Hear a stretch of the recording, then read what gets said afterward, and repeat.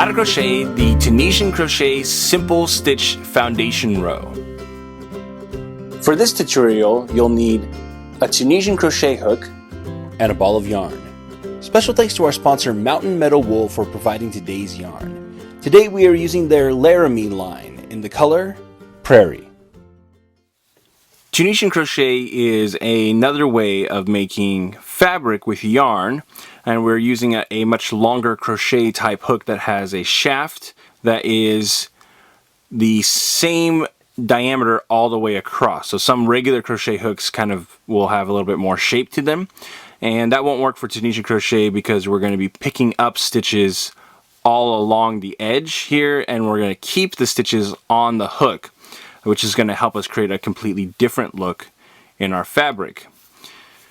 So for step one, we're going to insert our hook into the next chain in our foundation chain row here that we've made. So we've already chained up the number of stitches that we want to make for our fabric. And we do that with the normal chain method. So we'll insert our hook into the next chain.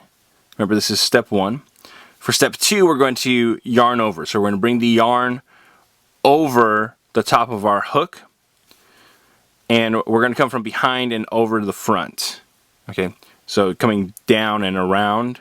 It would work, but it's not going to look exactly the same. So over the top, and then we're going to, for step three, pull that yarn that's around the hook through the stitch. Okay?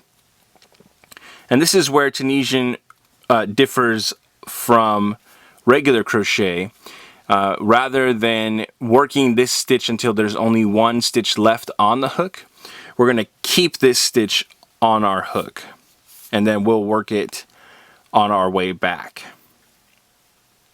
So next, we're going to repeat steps 1 through 3. So go into the next chain stitch, yarn over, and draw through.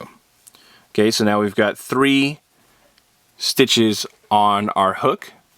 Okay, and we'll continue doing this all the way until the end of the row. This is what we call our forward pass. So each row in crochet has a forward and a return pass, and that is what constitutes one full row.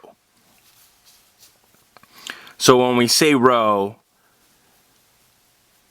here I'm just meaning to the end of the row, but we're actually to the end of the pass. But if you look at a Tunisian crochet pattern, it's going to refer to a row as being both the forward and return pass. Okay, so here's our last stitch in this pass, and we can see we have all of our stitches still on the hook. So to remove these from our hook, we're going to do a return pass. That's where we're going to start with step 4. So we're going to yarn over. And for step 5, we're going to pull this through that very first stitch on our hook. Now for step 6, we're going to yarn over again.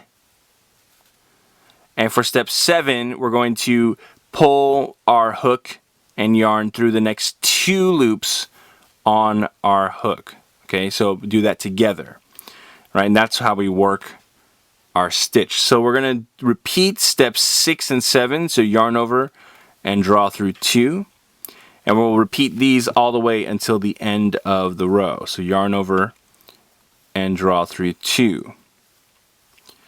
So this is how we do our return pass, and when we get to the end, we'll only have 1 stitch left.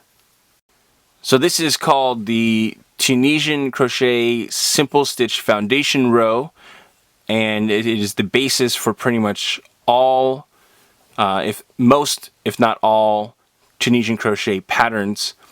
So when you're looking at other patterns, you'll start out the first row using this, and it'll say in the pattern how it wants you to start out. And that's how you crochet the Tunisian crochet simple stitch foundation row. Want more new stitch a day? Join our VIP email list to get every stitch directly to your inbox. Sign up today at newstitchaday.com/VIP.